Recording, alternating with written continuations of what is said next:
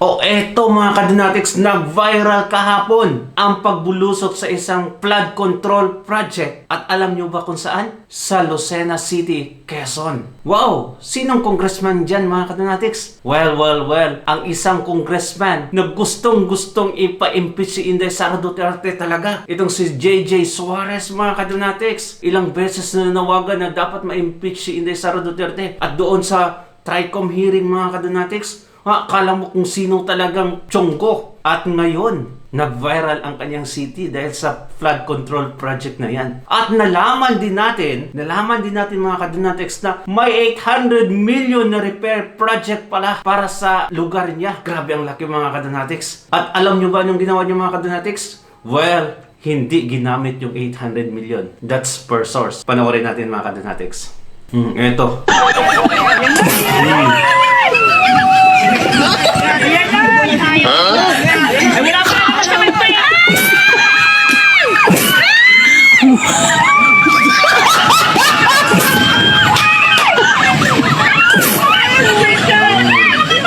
Wala pa lang simintuan. Bakit wala semento? Walang simento. Yes.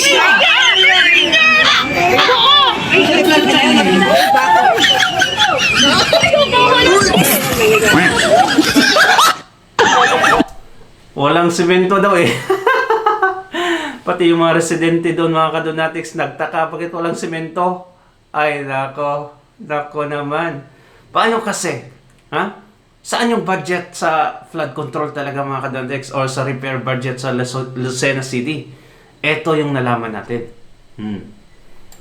Makinig kayo. Budget sa pagpaayos ng kalsada nilipat ng mga Suarez sa ayuda. Nilipat pala mga kadonatics sa ayuda. At eto. Budget sa pagpapaayos ng kalsada, inilipat ng mga Suarez sa ayuda.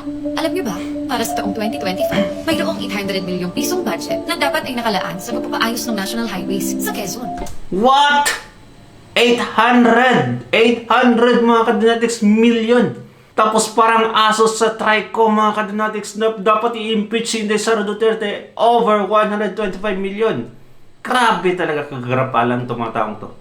Na nasa ilalim ng pangangasiwa ng national government. Kabilang dito ang mga kalsada sa Pagbilao, Atimonan, Bumaka, Payabas at Maguban. Malinaw itong nakasaad sa proposed budget ng Department of Budget and Management noong 2024. Pero matapos dumaan sa deliberasyon ng Kongreso, ang budget sa pagpapaayos ng kalsada sa Quezon biglang napunta sa mga ayuda gaya ng tupad, AIX at AKAP. Isa sa mga nagpanukala nito ay ang Alona Party List at si Quezon 2nd District Congressman David J.J. Suarez, dating kaalyado ng mga Duterte, na ngayon ay sunod-sunuran kay House Speaker Martin Romualdez. Ito ang dahilan kung bakit biglang lumaki ang pondo ng tanggapan ng kongresista ngayong 2025 patungong 500 milyong piso, habang nakatanggap naman ng 300 milyong piso ang Alona Party List. Ginawa nila ito upang magamit ang ayuda bilang pambili ng boto at gamitin ang issue ng mga lubak na kalsada laban kila Governor Dr. Helen Tan at 4th District Congressman Atty. Mike Tan. Itong si JJ Suarez din ang nagsabi mga kadonatics sa mga constituent niya na initially sinabi nila sa constituent nila mga kadonatics na may 3,000 every family members sa Lucena City. 3,000 galing sa AKAP. Nako, nung sa meeting hall na, sinabi niya, gawin na natin yung 5,000. Pero, ang dapat pala na budget mga kadonatics, 5,000. Inuto lang yung mga tao doon. Sinabihan lang na 3,000 para sa meeting mga kadonatics. May madagdag siya na 2,000, which is actually the original budget.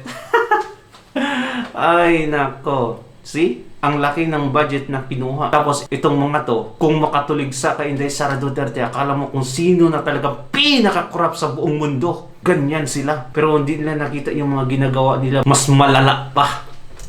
Ito ay sa kabila ng katotohanan na sa national government nagmumula ang pondo sa pagpapaayos nito dahil ilalang kaalyado ni J.J. Suarez, si Martin Romualdez. Sadyang hindi pinondohan ng Kongreso ang pagpapaayos ng mga silang kalsada upang magaling ang mga tao. Ipukol ang sisi sa Kapitolyo at pagmukaing walang ginagawa ang gobernadora.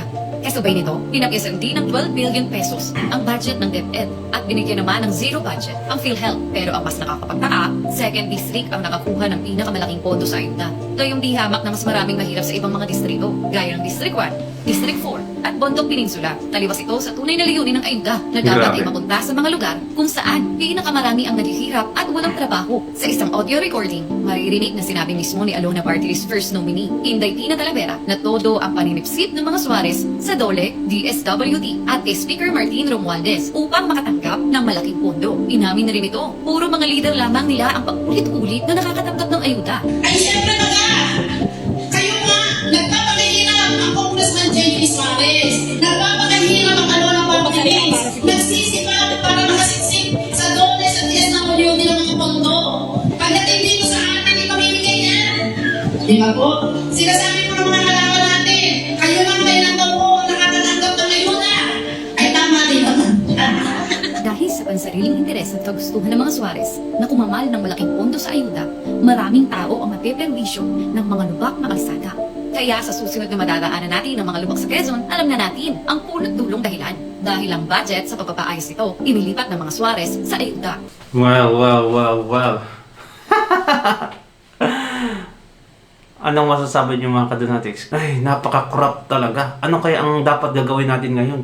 Ngayon pa na grabe na expose lahat ng mga flood control project anomalies. Thanks to Senator Marcoleta, pangungunan niya sa investigasyon. Grabe, ang daming mga expose. May gumawa ng flood control project na binuhusan lang ng semento mga kadonatics. What the heck? Wala man lang gravel, walang bakal, wala lahat. Tapos, kung makatuligsa sa mga Duterte, akala mo kung sinong mga anghel. Ay, ako, nakakagalit talaga, no? Ano kaya ang dapat natin gawin ngayon? Sobra na talaga eh. Comment down below mga kadonatics, babasahin natin yan. And please, don't forget to subscribe and like this video. Thank you so much. God bless you mga kadonatics. Ingat palagi. Bye-bye.